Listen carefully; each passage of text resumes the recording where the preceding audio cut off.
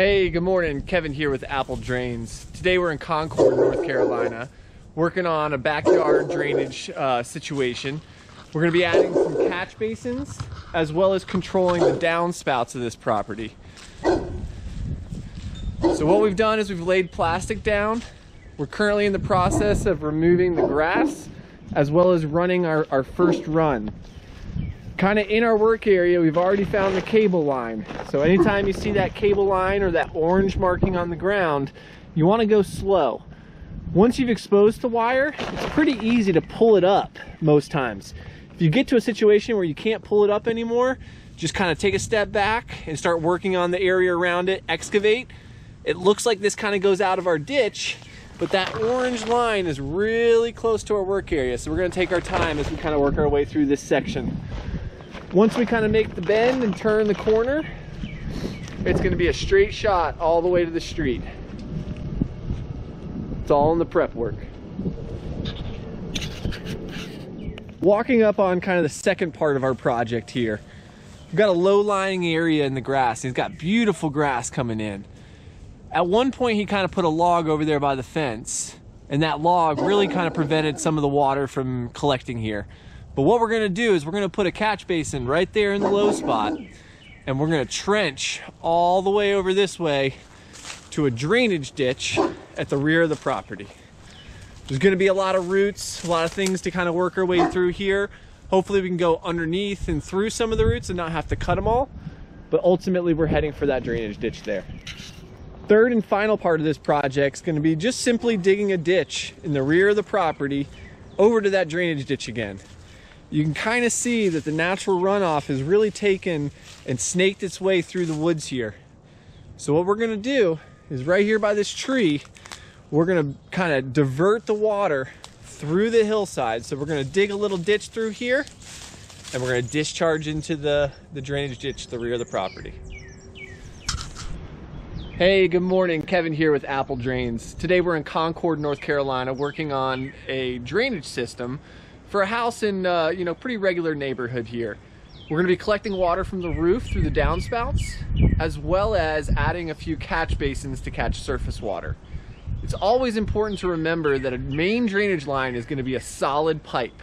Whether you use corrugated, sewer PVC, N12, it doesn't really matter, but anytime you're conveying water away from a trouble area, you want to make sure it's a solid line.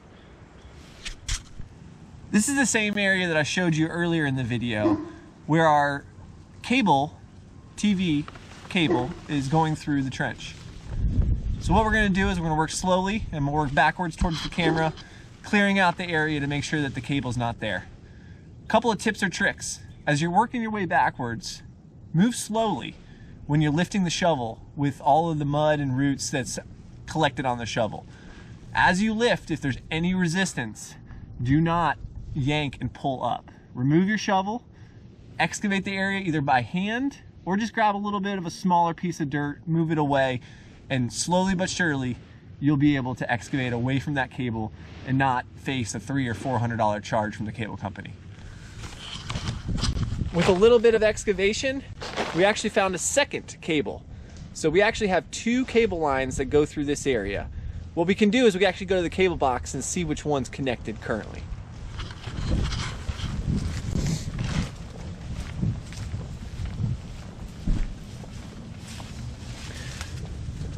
As you've seen in Chuck's videos before, whenever we dig backwards. So take your shovel, put it in the ditch,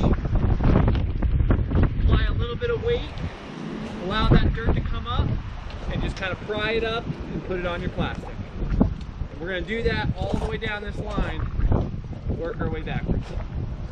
Your first run is really just establishing the ditch. You're going to start it, kind of start to form the area. Your second and third run, if necessary, are really more about getting the depth. You can use a pickaxe, a normal shovel, a lot of different tools to kind of clear it out. What we really love to use is the spoon. They come from Lowe's both with an orange or a red blade. That orange is 4 inches wide, the red blade is 5. Just depends on how much dirt you want to remove out of your trench.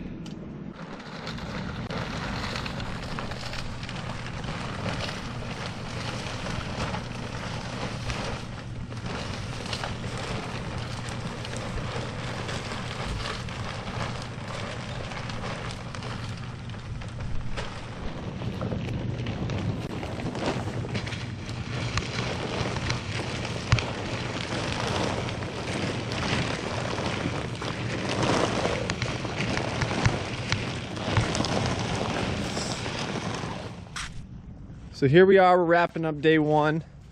We've come through and raked the pile kind of on both sides. First thing tomorrow, we'll come in and remove off the top, and then we'll take our squares of grass and put it back on the top. So we've got a new catch basin here, kind of collecting everything from the hill here. You can kind of see that it goes up and it slopes to this area. And then we've got catch basin. Also went ahead and put one just at the bottom of the stairs. That way that area stays dry after a storm.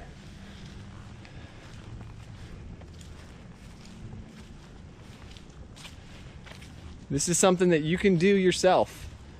You just take a little bit of time, a little bit of sweat equity.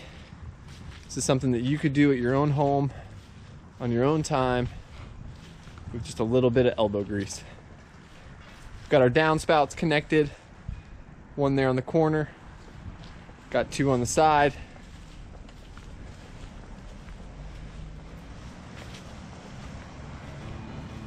We'll be back tomorrow.